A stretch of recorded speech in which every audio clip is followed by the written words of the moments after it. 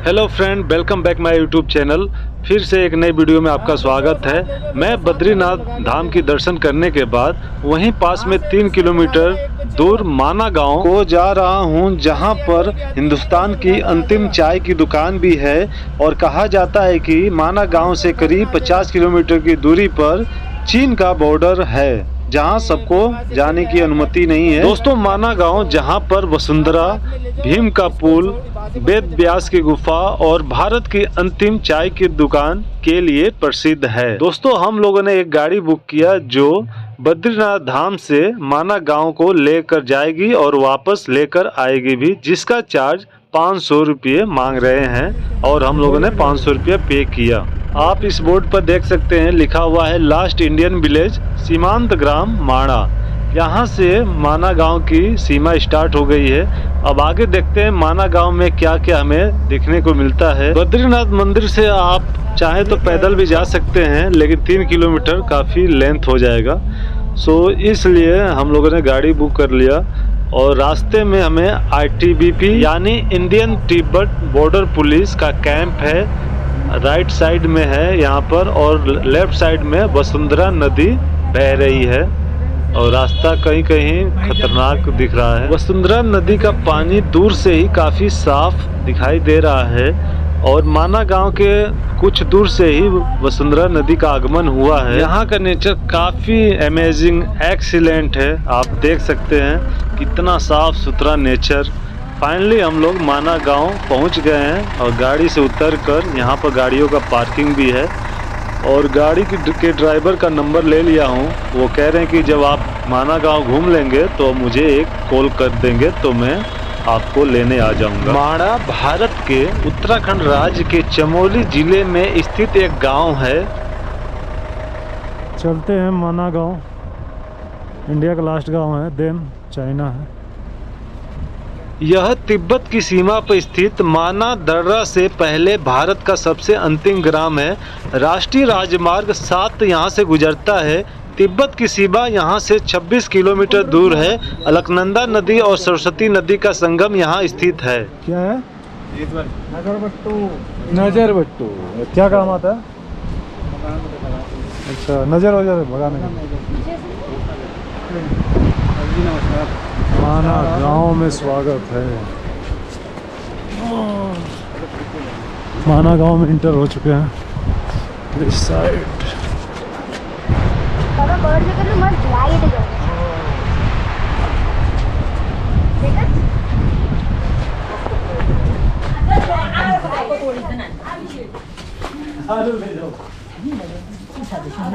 ले जाओ, स्वेटर ले जाओ। ये चीन है कि इंडिया है? ये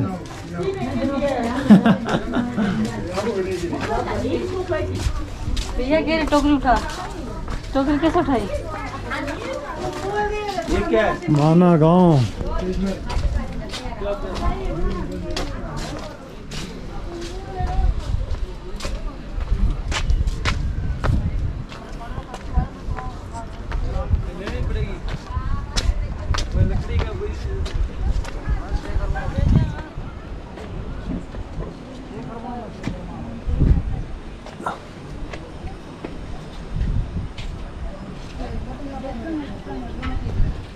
ये माना गांव। दोस्तों, उत्तराखंड की खूबसूरत वादियों से घिरा है भारत का आखिरी गांव माणा। स्वर्ग से कम नहीं है यहाँ का नज़ारा। दोस्तों, उत्तराखंड में आप आज तक एक से एक बढ़कर खूबसूरत जगह पर घूमे होंगे, लेकिन कभी आपने ऐसी जगह को एक्सप्लोर नहीं किया है जहाँ से सीधा स्वर्ग का रास्ता दिखता हो और यहाँ का खूबसूरत नज़ारा आपको मंत्रमुग्ध कर देता है। अगर नहीं घूमे तो चलिए आज हम आपको भारत के उस आखिरी गांव माणा के बारे में जानकारी देते हैं, जिसे देखने के लिए न केवल देसी पर्यटक बल्कि विदेशी पर्यटकों को भी सबसे ज्यादा यहाँ देखा जाता है। तो वीडियो को शुरू से लास्ट तक जरूर देखें और इस गांव के बारे में अच्छी जानकारियाँ प्राप्त करें। और नेक्स्ट टाइम जब आप बद्रीनाथ का दर्शन करने आए तो माना गाँव घूमने के लिए अवश्य आएँ।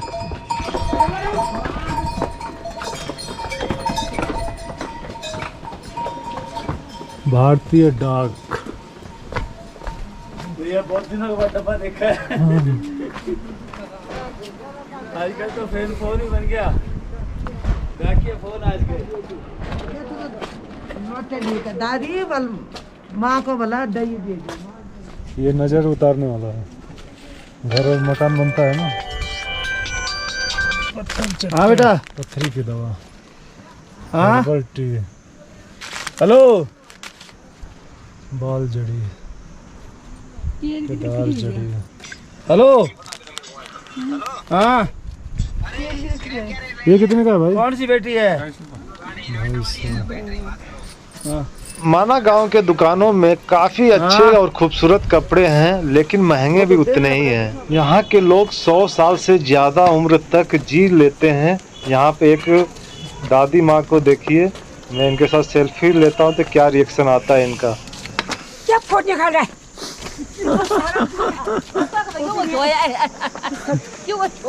सारा ये फोटो डाला देखिए ये सब लागत चलो दोस्तों, इस गांव के आसपास कई देखने लायक जगह मौजूद हैं। यहाँ सरस्वती और अलकनंदा नदियों का भी संगम देखने को मिलता है। साथ ही यहाँ कई प्राचीन मंदिर और गुफाएं भी हैं, जिन्हें देखने के लिए लोगों की भीड़ रहती है। गांव की ऊंचाई समुद्र तल से 18,000 फुट ऊंची है, जहां से वादियों की खूबसूरती देखने लायक है।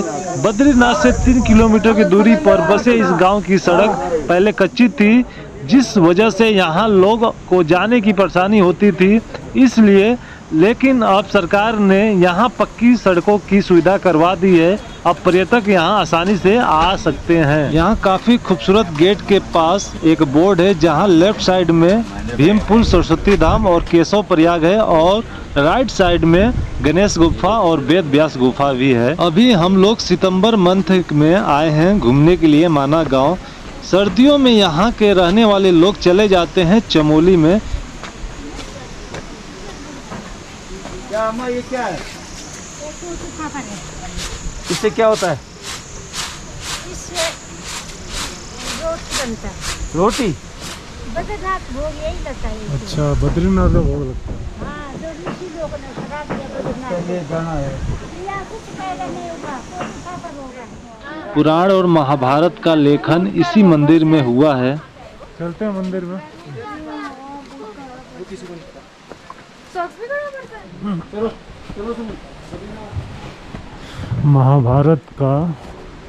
महाभारत लिखा गया था यहीं पर।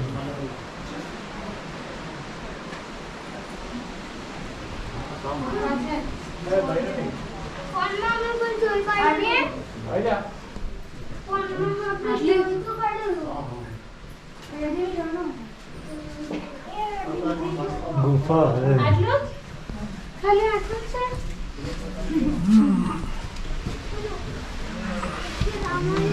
बद्रीनाथ दर्शन करने वाले लोग आखिरी गांव माणा भी घूमने जरूर आते हैं। यहाँ ठंड भी अच्छी खासी देखने को मिलती है। बर्फ पड़ने की वजह से ये जगह बर्फ से ढकी रहती है, जिस वजह से यहाँ के स्थानीय लोग सर्दी शुरू होने से पहले नीचे स्थित चमोली जिले में चले जाते हैं।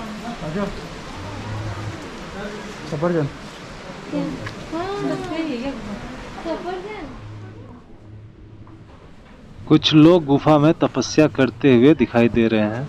इस गांव में जरूर घूमना चाहिए। यहाँ पर रास्ते कभी चढ़ान उतार ढलाव आता रहता है, क्योंकि पहाड़ी इलाका है और यहीं पास में ही तिब्बत स्टार्ट हो जाता है। यहाँ पर झरने भी आपको कहीं कहीं दिखने को मिल जाएंगे।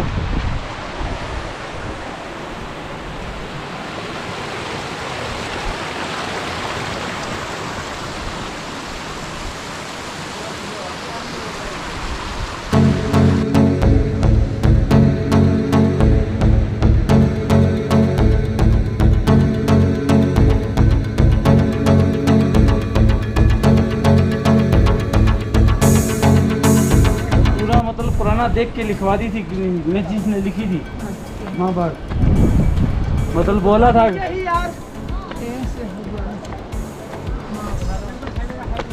कथा लिखे थे, कथा। इस गांव में वेद व्यास और गणेश गुफा भी है। कहा जाता है कि यहीं बैठकर वेद व्यास ने गणेश को महाभारत बोलकर सुनाई थी, जिसे गणेश ने अपने हाथों से लिखा था। ऐसा माना जाता है कि महर्षि वेद व्यास ने इसी गुफा में बैठकर महाभारत के साथ ही 18 पुराण, ब्रह्मा सूत्र और चारों वेदों की रचना की थी। इस गुफा की छत भी किताब के पन्नों के आकार में है। दोस्तों, व्यास गुफा और गणेश गुफा यहाँ होने से इस पौराणिक कथा को सिद्ध करते हैं कि महाभारत और पुराणों का लेखन करते समय व्यास जी ने बोला और गणेश जी ने लिखा था। व्यास गुफा गणेश गुफा से बड़ी है। गुफा में प्रवेश करते ही किसी की भी नजर एक छोटी सी शिला पर पड़ती है। इस शिला पर प्राकृतिक भाषा में वेदों का अर्थ लिखा गया है। चाय की दुकान इधर है।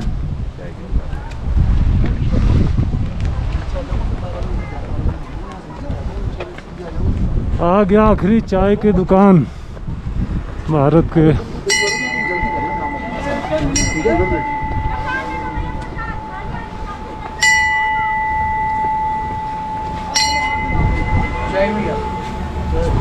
भैया तो चाय। भैया हेलो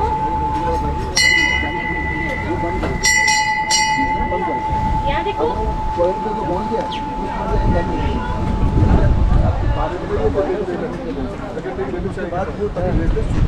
पानी तो जाओ पानी तो जाओ। भैया यही लास्ट दुकान है। कहाँ की? हाँ, इंडिया की, भारत की, महाना की। कितने पे चाय कितने की है? चाय 15 की है भैया। अच्छा, बहुत सस्ता है यार। कोई नहीं। धन्यवाद। आपका नाम? विवेक बटवाल।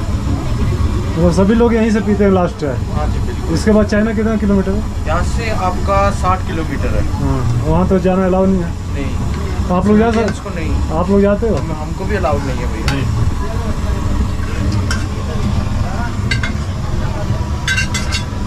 तो चाय बना दो, 4 चाय। हाँ, तब तो हम गुफा दर्शन करके आते हैं। हाँ ठीक है, ठीक है। मैगी कितने का है? 40 की मैगी।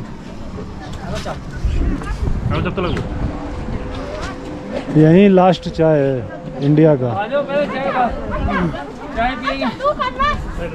आ जाओ, मैं गुफा में आ जाओ। श्री वेद व्यास गुफा।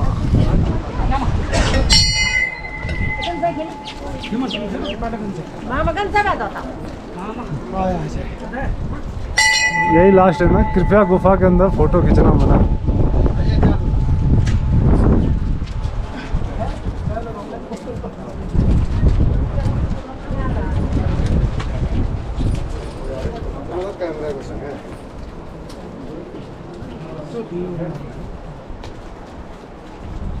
वेद व्यास जी का गुफा, यही महाभारत लिखा गया था।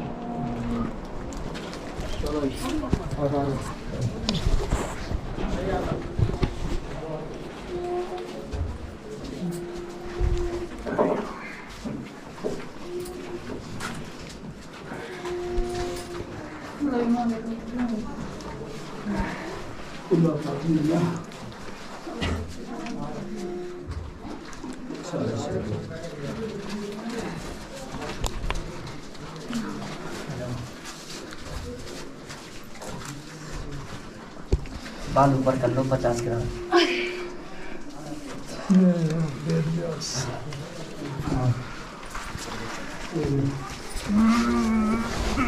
ये क्या नाम था? गुरु वेद व्यास। वेद व्यास जी थे ना। गुरु वेद व्यास, जो मेन गुरु व्यास के गुरु यही है। यही से मतलब व्यास सबके गुरु। फोटो नहीं है महाराज जी। बोल बद्री विशाल भगवान की जय। वेद व्यास महाराज की जय। तो ये वेद व्यास जी की प्राचीन मूर्ति है, पुरानी मूर्ति। अल्लाह नहीं भाई, अल्लाह नहीं। वेद व्यास जी की नई मूर्ति भगवान विष्णु, व्यास पुत्र सुखदेव जी और वल्लभाचार्य जी। तो वेद व्यास जी ने इसी पावन गुफा में बैठ करके हमारे जितने भी ग्रंथ, वेद, पुराण, शास्त्र है, सब की रचना वेद व्यास जी ने यहीं पे की थी।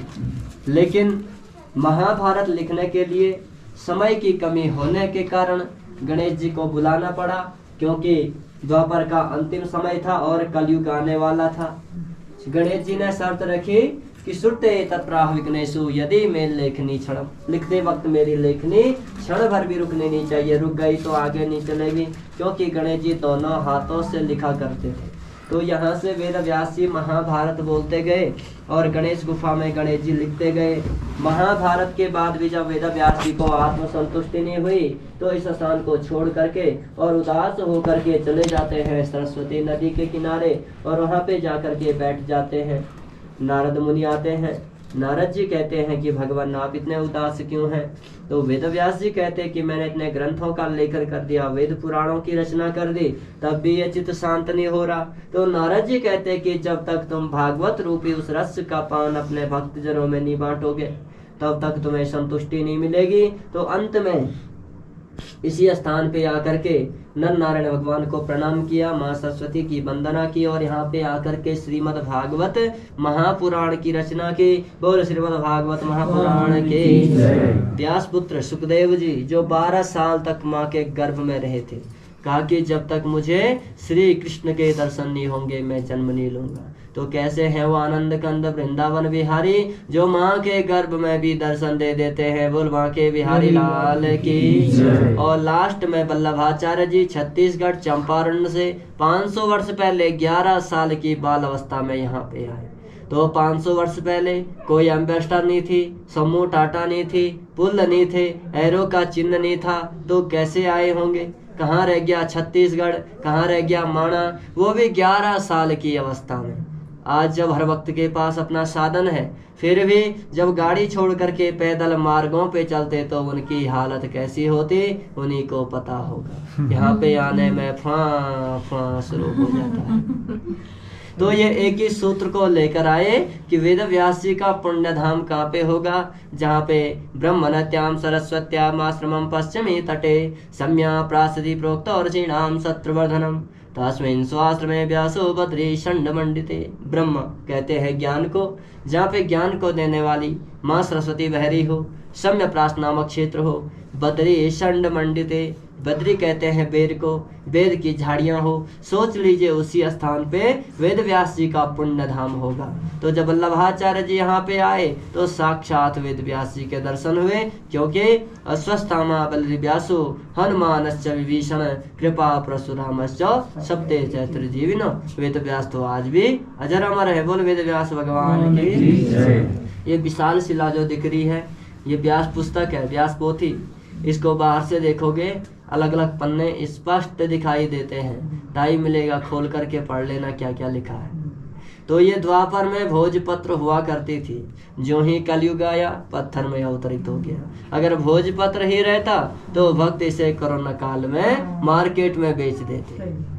तो बद्री विशाल में आपने भगवान विष्णु जी की मूर्ति देखी होगी, हीरो जड़ित मुकुट पहने हुए। ये मूर्ति किसी भी कलाकार ने नहीं बनाई, ये स्वयं भू विष्णु है। जब द्वापर का अंतिम समय था, कलयुग आने वाला था, तो भगवान विष्णु शालिग्राम पत्थर की मूर्ति में विराजमान हुए और कहा कि जो भक्त श्रद्धा भक्ति से मेरे इस विग्रह के दर्शन करेंगे उनको मेरे साक्षात दर्शनों का फल प्राप्त होगा।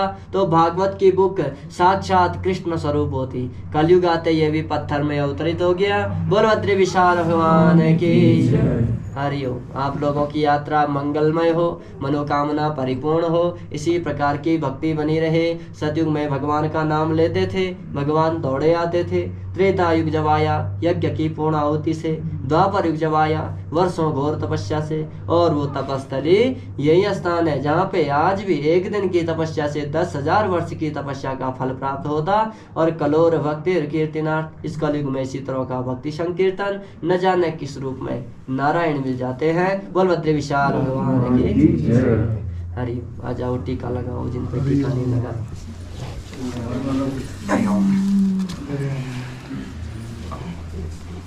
माणा गांव की आबादी 400 के करीब है और यहाँ केवल लगभग 60 घर ही हैं। और ये ब्यास गुफा के बाहरी का नज़ारा, ये एक पुस्तक के तरह दिखता है। गुफा के ऊपर का दृश्य।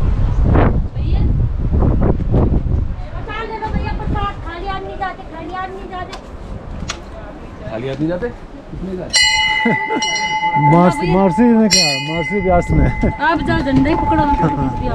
कौन देव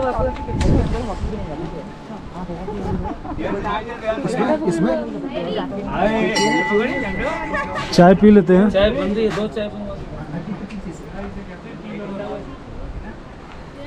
माना गांव का आखिरी छोर, यहीं चाय पियेंगे।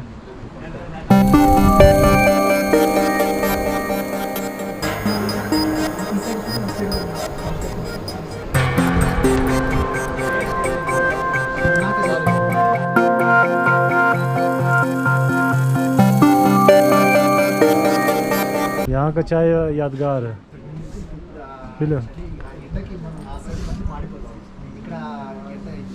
भारतीय सीमा की अंतिम चाय की दुकान। दोस्तों, यहाँ का एक कहानी काफी प्रचलित है। ऐसा माना जाता है कि भारत का आखिरी गांव माने जाने वाले माणा में माणिक शाह नाम का व्यापारी रहता था, जो काफी पहुंचा हुआ शिव भक्त भी था। एक बार व्यापार के सिलसिले में आने जाने के दौरान कुछ लुटेरों ने उसे लूटकर गर्दन काट के मार डाला। माणिक की भक्ति इतनी प्रचंड कि कटा हुआ सिर भी शिव नाम का जाप करता रहा। ऐसी भक्ति देखकर खुद शिव प्रकट हुए और माणिक के शरीर पर वरा यानी सुअर का सिर जोड़ उसे जिंदा किया। साथ ही उसकी भक्ति से खुश होकर यह वरदान भी दिया कि जो भी माड़ा गांव आएगा उसकी गरीबी तो दूर होगी ही, साथ ही वो अमीर हो जाएगा। उस दिन से माड़ा गांव में शिव के रूप में मणिभद्र की पूजा की जाती है और इसी शिव भक्त के कारण इस गांव का नाम माड़ा गांव या मणिभद्रपुरी रखा गया है, जो काफी प्रचलित गांव है। उत्तराखंड में स्थित यह गांव अपनी सांस्कृतिक विरासत के साथ साथ कई अन्य कारणों की वजह से भी मशहूर है। इस गांव में रंडपा जाति के लोग रहते हैं। इस गांव के बारे में पहले लोग बहुत कम जानते थे, लेकिन पक्की सड़कें बनने के बाद हर कोई इसके बारे में जानता है। भारत में अनेक ऐसे गांव हैं जिनसे कुछ न कुछ पौराणिक रहस्य जुड़े हैं। कुछ इसी तरह का यह गांव भी है जो चीन की सीमा से लगा हुआ है। इस गांव का रिश्ता महाभारत काल से भी जुड़ा हुआ है और भगवान गणेश से भी। मान्यता है कि इस गांव से होकर ही पांडव स्वर्ग गए थे। कहते हैं कि इस गांव का नाम मणिभद्र देव के नाम पर माड़ा पड़ा था। पौराणिक मान्यताओं के अनुसार यह भारत का एकमात्र ऐसा गाँव है जो धरती पर मौजूद चारों धामों में भी सबसे पवित्र माना जाता है। इस गाँव को शाप मुक्त और पाप मुक्त भी माना जाता है। एक दे दो, कितने में दे दोगे? 100। अरे कम है। आंटी जी 90। हाँ 100 ही है इसका फिक्स।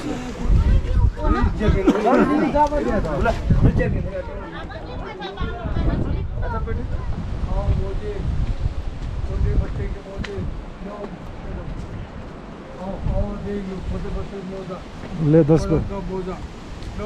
मोजा कितने का है?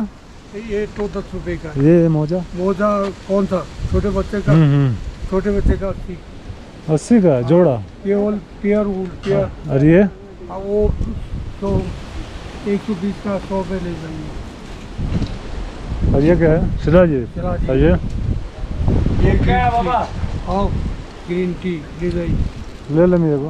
ले लो ग्रीन ये गारंटी तो वो कितने हैं? ये भी ले जाओ, मोजा भी ले जाओ। चाय पत्ती नहीं है? हाँ जी चाय पत्ती चाय नहीं पत्ती भैया। यही तो है। ये गारंटी है, ले ली ना। कोई नहीं। और आप लोगों को ये मोजा तो ले जाओ। एक मोजा तो आता है अरे बनाना। किचन मोजा नहीं आते हैं हाथ से बनाने में। वो क्या बाबा सामने दुकान। हाँ आइए। वहाँ भी जाते हैं लोग? हाँ हाँ। कहाँ से रास्ता है? और रास्ता वो क्या दिख रहा है? इधर से नीचे ऐसी है। और सर आप भी ले जाइए एक कप। कितने साल हो गए अंकल? बहुत साल हो गए। तब भी ओहो क्या गिरना है। 100 से ऊपर? हाँ 100 से ऊपर। 100 से ऊपर हो गए। दोस्तों, अब हम चलते हैं भीम पुल और वसुंधरा के पास। आपको माना गांव घूमने के लिए पर्याप्त 5 घंटे होने चाहिए, तभी आप अच्छे से घूम सकते हैं। दोस्तों, जिस मार्ग से हम लोग चल रहे हैं, पांडव इसी मार्ग से होते हुए अलकापुरी गए थे। कहते हैं कि अब भी कुछ लोग इस स्थान को स्वर्ग जाने का रास्ता मानकर चुपके से चले जाते हैं। प्राकृतिक सौंदर्य के साथ साथ भीम पुल से एक रोचक लोक मान्यता भी जुड़ी हुई है। जब पांडव इस मार्ग से गुजरे थे, तब वहाँ 2 पहाड़ियों के बीच गहरी खाई थी।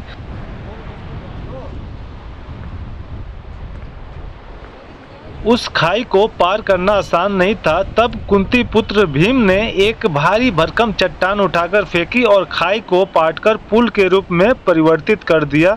बगल में स्थानीय लोग ने भीम का मंदिर भी बना रखा है। आप वीडियो में बने रहिए, मैं आपको भीम मंदिर का भी दर्शन करवाता हूँ। वसुंधरा इसी रास्ते से आगे बढ़े तो 5 किलोमीटर का पैदल सफर तय कर पर्यटक पहुंचते हैं वसुंधरा। लगभग 400 फीट ऊंचाई से गिरता इस जल प्रताप का पानी मोतियों की बौछार करता हुआ सा प्रतीत होता है।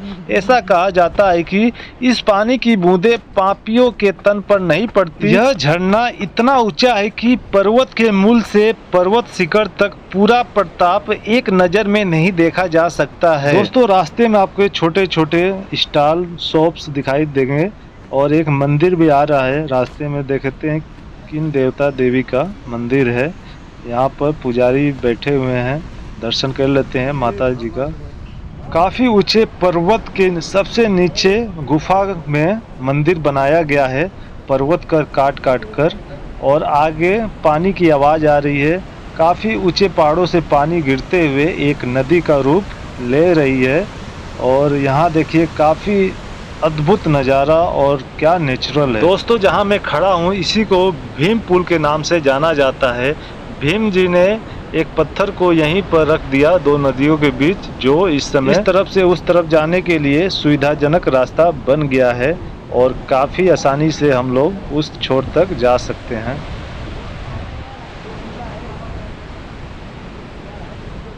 इस पुल के पास ही एक बोर्ड है, देखते हैं क्या लिखा हुआ है। भीम पुल।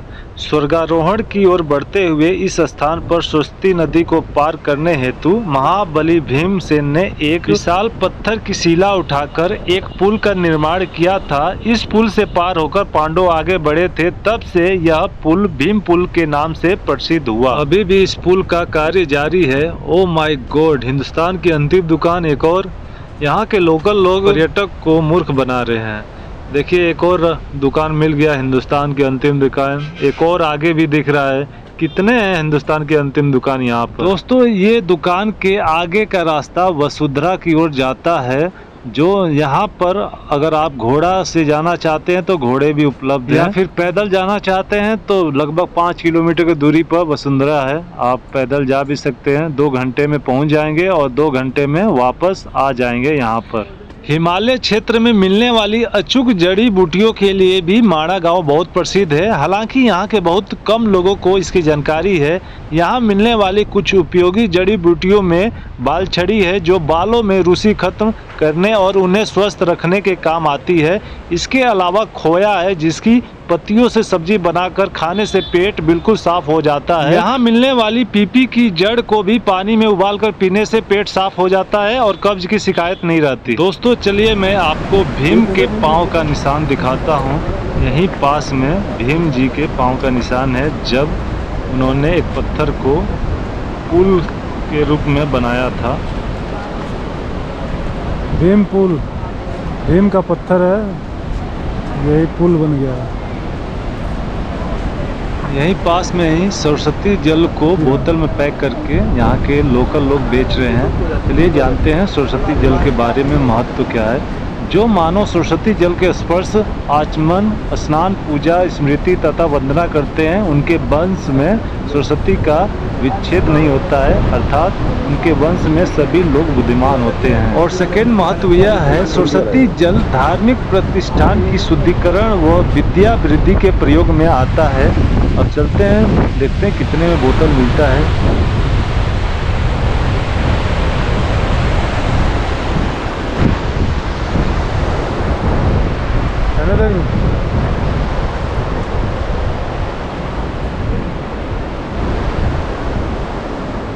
आइए सर, सरस्वती लीजिए। हम लोग वसुंधरा जल प्रताप को देखने तो नहीं जा पाएंगे क्योंकि काफ़ी थक गए हैं लेडीज़ लोग। मैं तो चला जाता।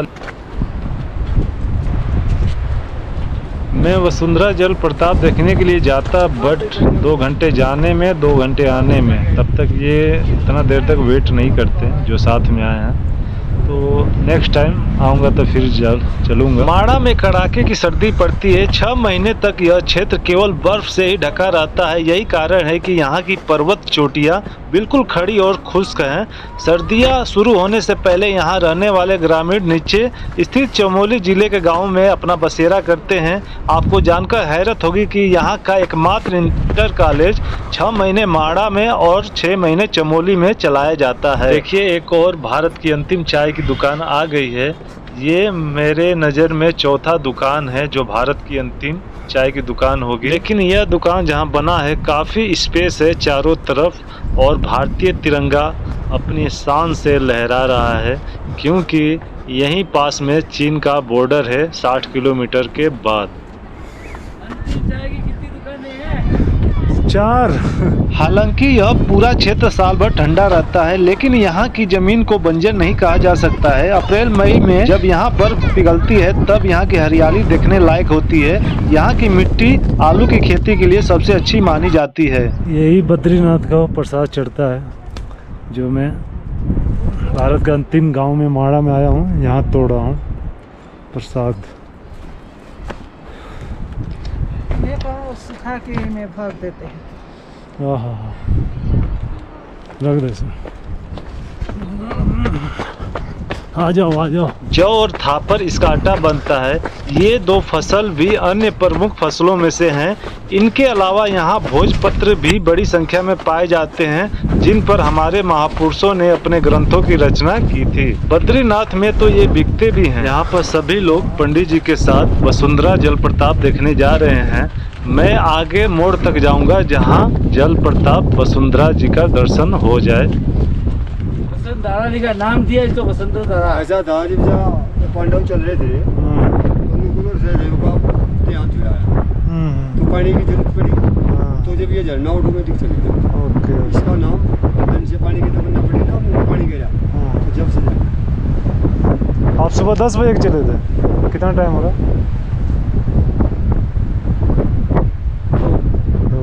2 घंटा जाना 2 घंटा आना। हम नहीं जाते अभी ना जाएगा। यहाँ से दर्शन कर लो, देखिए मोड़ है ना। हाँ, यहाँ से सीधा झरना दिख रहा है। यहाँ से दिख रहा है। आप अकेले आए हो क्या? नहीं, मेरे साथ के हैं। कहाँ से आए हो आप? बागपत जिले से। हरियाणा, यूपी से। अच्छा, हम लोग गोरखपुर से। ये अंकल बता रहे थे कि जब भीम स्वर्ग की ओर जा रहे थे तो उनको प्यास लगी थी, तो वसुंधरा ऑटोमेटिक झरने के रूप में गिरने लगी पहाड़ से नीचे की ओर। वसुंधरा नदी वहीं से आ रही है, सरस्वती नदी और वसुंधरा।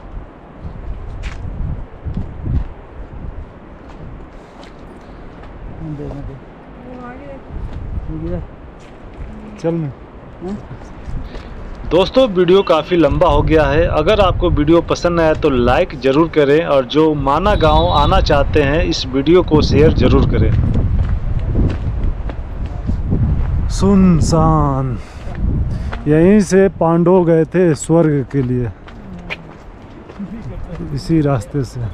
अब हम सभी लोग माड़ा गांव एक्सप्लोर करने के बाद बद्रीनाथ अपने होटल रूम में जा रहे हैं। शाम के 6 बजने वाले हैं और सुबह की बस है 5 बजे की जो हरिद्वार जाएगी। दोस्तों, माड़ा का लोक नृत्य बागड़वाल भी भारत की संस्कृति का एक अटूट अंग माना जाता है। इस डांस में आदमी और औरत दोनों हिस्सा लेते हैं। इसके अलावा भारत के पर्यटन विभाग ने माड़ा को पौराणिक महत्व के चलते रूरल टूरिज्म यानी ग्रामीण पर्यटन के लिए खास तौर पर चुना है। अगर आप भगवान में विश्वास ना भी करते हो तो भी माड़ा घूमने का विचार जरूर बनाइए। श्री विशाल बद्रीनाथ मंदिर के समीप यही एक बस अड्डा है। यहीं से सुबह के लिए बस मिलेगी हरिद्वार जाने के लिए। सुबह हो गए हैं और सभी सामान बैग में पैक करके एक फेमस होटल में चाय पीने के लिए गए और काफी हल्का ब्रेकफास्ट किया, क्योंकि बस में ट्रेवल करना है और हरिद्वार तक जाने में 10 से 12 घंटे लग जाएंगे। तो फ्रेंड्स, वीडियो को यहीं एंड करते हैं और फिर मिलते हैं एक नए वीडियो के साथ। तब तक के लिए जय बद्री विशाल।